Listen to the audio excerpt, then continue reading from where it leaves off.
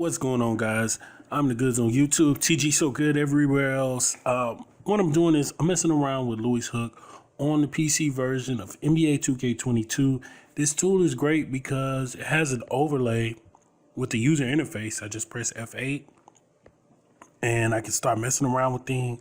What I'm looking at is I have this file load log, which tells you all the name of the files that are being loaded in the game. So like when I click on go to neighborhood, I immediately pull up this list of the file load log, and it tells me like everything that the game is loading to get into the neighborhood. So all the files that are associated with the neighborhood or the cruise, whatever you want to call it, are showing here. So now that I've played with it more, I kind of know what to do to stop the list from loading, so I can just look at the specific things that I want to see.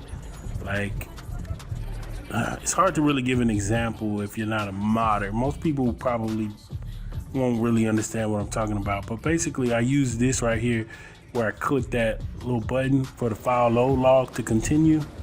If you make, if you click it on, it'll continue to show you what's loading up.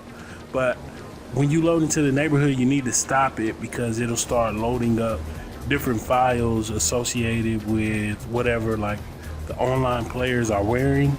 They'll start loading up their clothing files and stuff like that. Like, I don't want to see that information. I just want to know, like, okay, what is this? What is the 2K cruise file called, and what textures are loading up when you go into it, stuff like that. Like, what is the court file called, things like that. It's very helpful with. So I did find out a few things.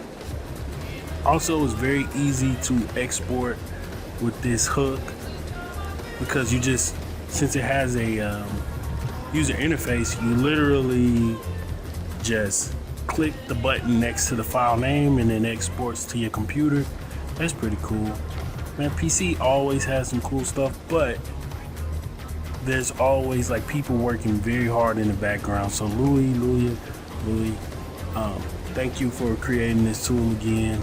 I'm gonna have to DM you to make sure that the PayPal link I have for you is correct.